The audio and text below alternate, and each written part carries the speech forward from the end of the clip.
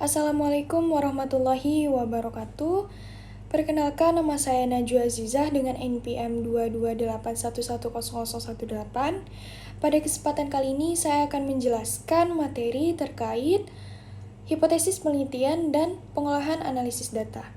Sebelum itu, paparan ini akan saya bagi menjadi beberapa bagian, di mana nantinya saya akan menjelaskan pengertian hipotesis terlebih dahulu, kemudian dilanjutkan dengan konsep hipotesis, lalu jenis hipotesis penelitian, cara merumuskan dan menguji hipotesis, lalu bentuk pengujian hipotesis, prosedur pengolahan dan analisis data, dan terakhir itu ada pengolahan data kuantitatif.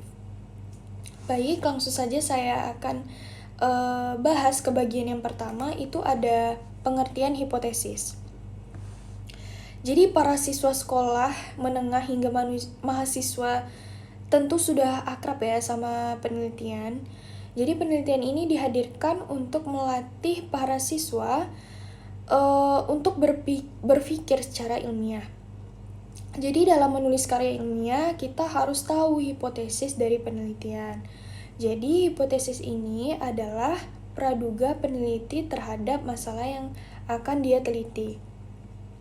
Namun pengertian hipotesis ini tidak sesederhana ini. Jadi hipotesis ini berasal dari bahasa Yunani yakni hupo dan tesis. Jadi hupo ini adalah sementara, sedangkan yang tesis adalah pernyataan atau teori. Jadi dapat disimpulkan ya, arti dari hipotesis ini adalah pernyataan sementara. Lalu inilah praduga peneliti terhadap masalah penelitian. Namun hipotesis ini bukanlah kebenaran karena praduga ya. Jadi hipotesis ini bisa benar dan juga bisa jadi salah. Selanjutnya itu ada konsep dari hipotesis.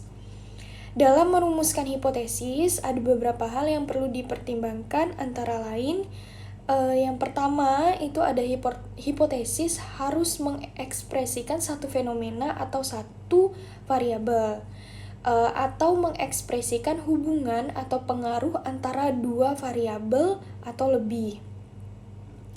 Nah, yang kedua itu ada hipotesis harus dinyatakan secara jelas dan tidak bermakna ganda. Artinya, rumusan hipotesis ini harus bersifat spesifik dan mengacu pada satu makna dan tidak boleh menimbulkan penafsiran lain. Yang terakhir itu ada hipotesis harus dapat diuji secara empiris. Nah, maksudnya itu memungkinkan untuk diungkapkan dalam bentuk operasionalisasi yang dapat divaliasi berdasarkan data yang didapatkan secara empiris.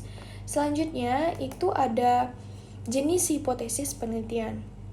Yang pertama itu ada hipotesis deskriptif, yaitu hipotesis yang tidak membandingkan dan juga menghubungkan dengan variabel lain, atau hipotesis yang dirumuskan untuk menggambarkan suatu fenomena, atau hipotesis yang dirumuskan untuk menjawab permasalahan taksiran.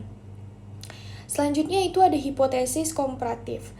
Jadi hipotesis ini dirumuskan untuk memberikan jawaban pada permasalahan yang bersifat membedakan atau membandingkan antara satu dengan data lainnya. Yang terakhir itu ada hipotesis asosiatif. Jadi hipotesis asosiatif ini dirumuskan untuk memberikan jawaban pada permasalahan yang bersifat hubungan atau pengaruh. Selanjutnya itu ada cara merumuskan dan menguji hipotesis. Yang pertama itu ada hipotesis penelitian. Jadi hipotesis penelitian ini dibuat untuk menyatakan dalam bentuk kalimat. Ya, yang kedua itu ada hipotesis operasional, yaitu mendefinisikan hipotesis secara operasional, variabel-variabel yang ada di dalamnya agar dapat dioperasionalisasikan. Yang terakhir itu ada hipotesis statistik, yaitu hipotesis operasional yang diterjemahkan ke dalam bentuk angka statistik sesuai dengan alat ukur yang dipilih oleh peneliti. Selanjutnya itu ada bentuk pengujian hipotesis. Yang pertama itu ada direksional. Adalah rumusan hipotesis yang arahnya sudah jelas, kiri dan kanan ya, atau disebut dengan hipotesis langsung. Yang kedua itu ada hipotesis non-directional. Jadi hipotesis non-directional ini adalah hipotesis tak langsung atau hipotesis yang tidak menunjukkan arah tertentu. Selanjutnya itu ada pengolahan data dan analisis data. Nah, jadi prosedur pengolahan dan analisis data itu ada 4 ya. Jadi yang pertama itu ada pengumpulan data. Jadi proses mendapatkan data dari sumber-sumber yang sesuai dengan metode penelitian yang kita pilih. Jadi pengumpulan data ini harus dilakukan dengan hati-hati dan sistematis agar data yang kita peroleh itu valid dan reliable. Yang kedua itu ada pengolahan data.